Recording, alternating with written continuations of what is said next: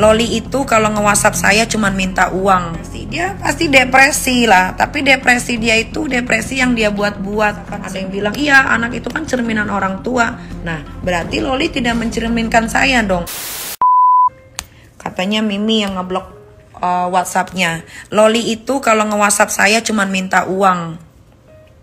Nggak pernah nanya kabar kayak, Mimi, how are you? What are you doing today? Enggak. Mimi, uang aku habis. Itu selalu yang dia WhatsApp ke saya. Gitu. Tapi ada saya marah? Enggak. Saya nggak ada marah. Mana dia? Coba. Udah dibuka nggak dia? Sekarang blog lu udah dibuka? Jadi buat kalian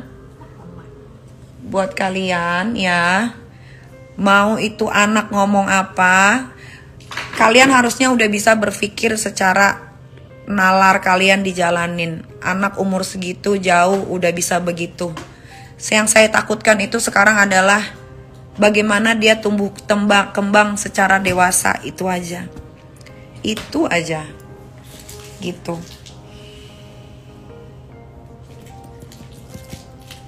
Itu aja, saya kasihannya itu aja. Tapi kalau kalian tanya saya bagaimana, saya sudah ikhlas.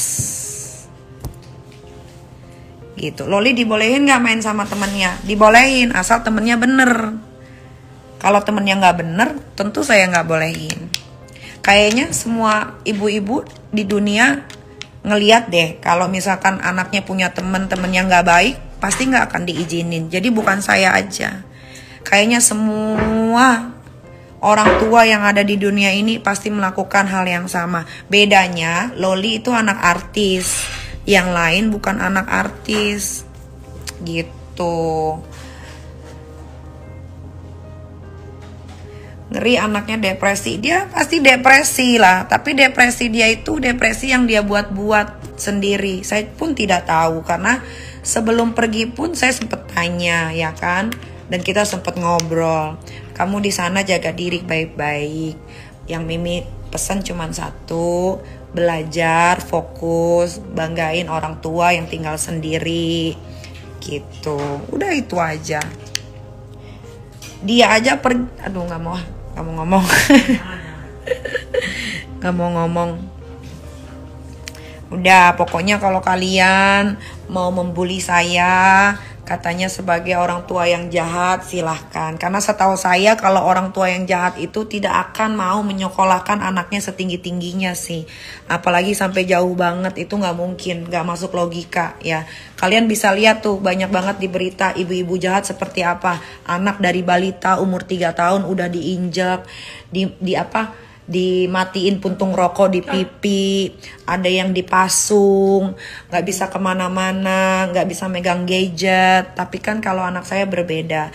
Dan kalau misalkan kalian mau bilang saya ini itu, coba kalian flashback aja deh bagaimana saya sebelum punya anak kedua dan ketiga, bagaimana saya begitu cintanya dengan anak satu-satunya perempuan saya, bagaimana cara saya mendidik dia. Kalau misalkan dia dengan umur yang sudah beranjak mau dewasa, teenager, 16 tahun, dari 11 tahun dia sudah berubah, itu sudah bukan kapasitas saya lagi. Kenapa? Karena saya ini bekerja. Saya tidak bisa yang namanya 24 jam di rumah karena saya kerja.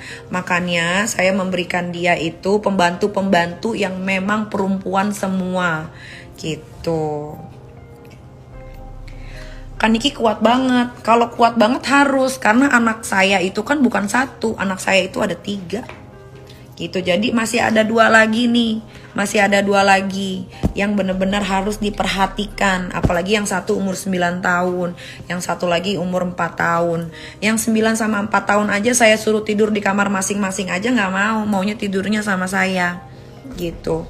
Jadi kalau misalkan ada yang bilang, Kak Niki kamu kuat banget. Iya, saya harus kuat. Kenapa? Karena saya masih punya 2 anak. Dan mudah-mudahan kedua anak saya ini bisa menghargai bagaimana jerih payah orang tuanya, menghidupi mereka, menafkahi mereka, memberikan pendidikan yang begitu baik untuk mereka. Itu aja yang saya selalu doa sama Allah. nggak ada lebih-lebihnya. Udah itu aja gitu. Dan saya bingung kenapa jadi viral, karena itu anak Nikita Mirzani. Coba itu anak tetangga lu, pasti nggak akan viral. Pasti kalian juga adalah di tetangga, kayak di kampung, di mana, di daerah mana, pasti ada yang seperti itu, tapi tidak viral. Kenapa? Karena mereka bukan public figure gitu. Ini karena anak Nikita Mirzani aja, makanya jadi heboh. Coba kalau bukan anak gue, nggak akan ada heboh-hebohnya sama sekali. Biasa anak itu bercermin, memang anak harus bercermin. Nah alhamdulillahnya setelah gue sampai rumah, gue menjadi ibu yang sangat amat baik. Kalau gue di luar, ya gue Nikita Mirzani yang harus bekerja, mencari uang. Kalau udah sampai rumah, kita harus keluarin, kita harus buang semua atribut keartisan. Kita harus jadi seorang ibu kalau udah di rumah gitu ya. Jadi kalau misalkan ada yang bilang, iya anak itu kan cerminan orang tua. Nah berarti Loli tidak mencerminkan saya dong. Kalau saya di rumah itu kan jadi ibu yang baik. Jadi ibu yang baik, belajar bersama-sama, mencontohkan yang baik-baik. Kalau saya di luar, ya itu saya di luar. Saya kan mencari nafkah. Saya kan mencari nafkah di luar.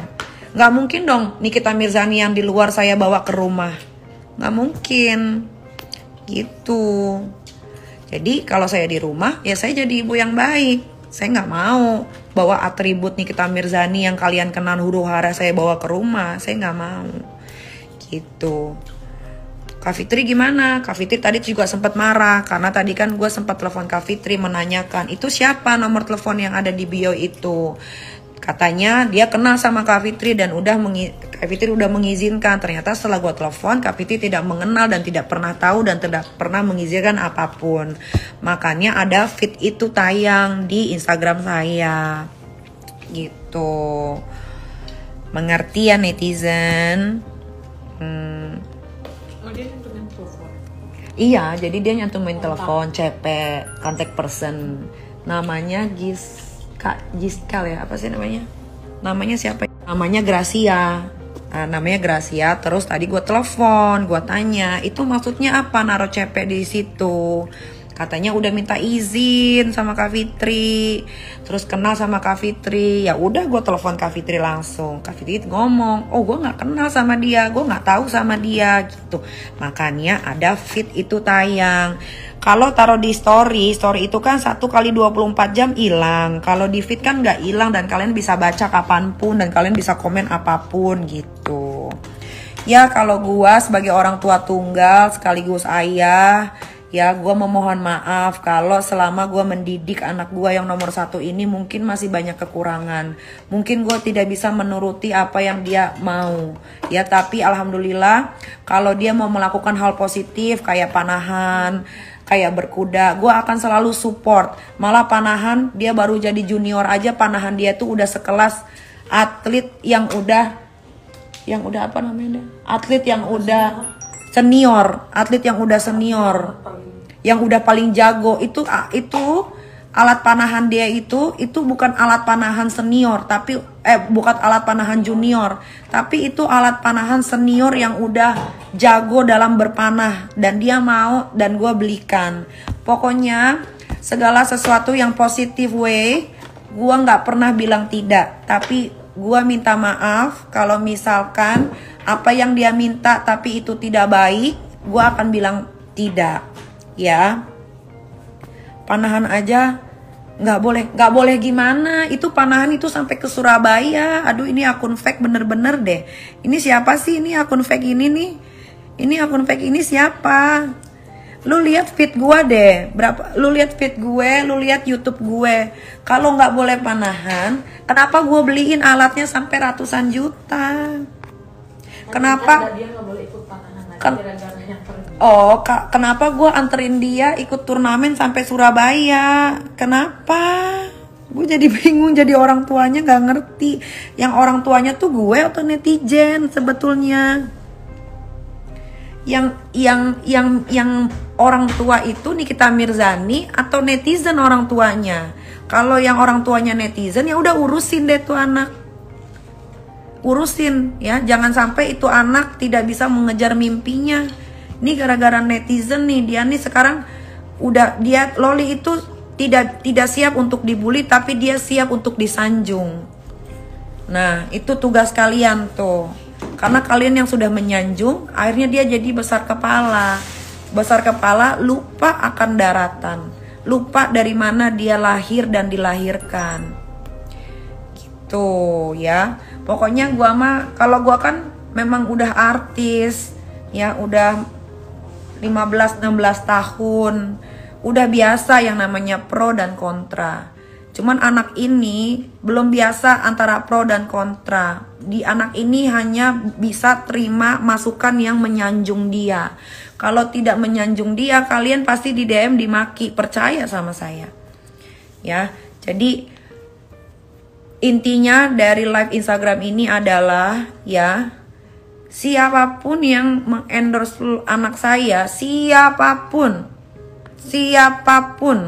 ya, pasti akan rugi. Pertama apa? Setelah kamu kirim uang ke dia, saya akan suruh hapus storynya. Rugi dong pertama.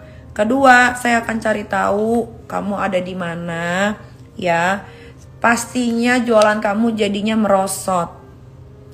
Dah, daripada kalian rugi, mendingan kalian endorse aja tuh influencer. Atau kalau kalian mau bantu aja itu anak-anak yang di panti asuhan, yang bener-bener dari lahir sudah tidak dianggap oleh orang tuanya, yang dari kecil dibuang sama orang tuanya, yang dari kecil udah digebukin sama orang tuanya. Itu aja yang kalian bantu.